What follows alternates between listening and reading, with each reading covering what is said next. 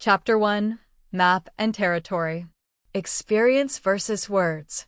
My dear friends, whether you believe it or not, the greatest problem of our modern world is that we, like circus acrobats high above the ground, ignore our vestibular experience. We live in a world of words, as if it were a magical kingdom where every expression hides something mystical and extraordinarily important. Yet, more often than not, behind these words, like a curtain, lies emptiness if they lack real, lived experience. So, imagine two worlds, each existing on its own orbit. 1. Level of experience. Territory. This is what we feel, see, hear.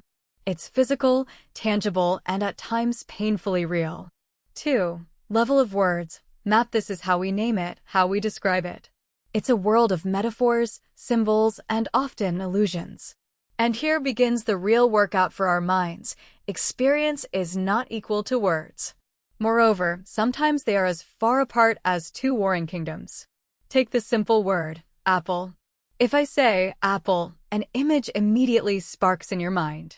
Some might see a green, tart one, others a red, sweet one, and some might think of the Apple logo, which, as we know, can evoke mixed feelings, especially when it comes to the price of new devices. But let's complicate things. If I say justice or the phrase, he hurt her, what do you immediately picture? He hit the girl. He insulted her. He didn't hold the door open. He didn't reply to her message. Do you feel the difference? In the language of words, the phrase is the same, he hurt her. But at the level of experience, these can be entirely different realities.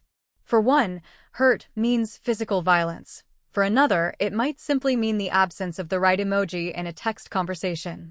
The trap of the second signal system.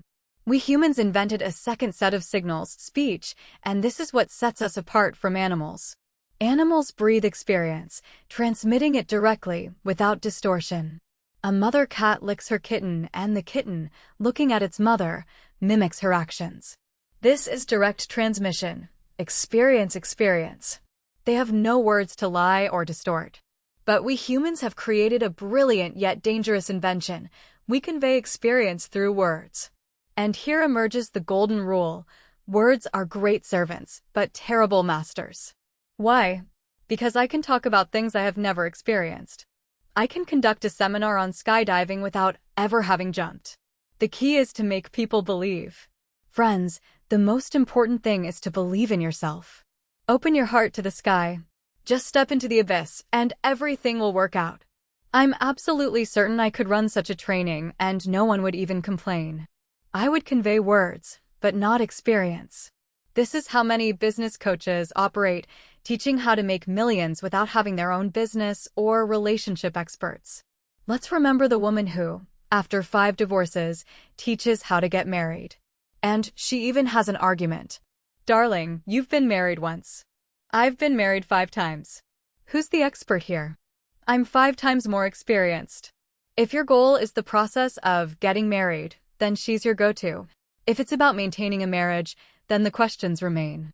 Data loss in transmission. When we try to capture our rich, multidimensional experience in flat words, we lose a tremendous amount of information. Imagine you've just completed a 5-day NLP seminar. You have insights, revelations, a mind-blowing experience. You return home and someone asks, so, how was it? You reply, amazing. You've just compressed 50 hours of unique experience into one word. Can your listener unpack everything you went through from the word amazing? Of course not. Until we become superhumans, and I believe that one day technologies for direct experience transmission, like Neuralink, will emerge, we are forced to rely on words.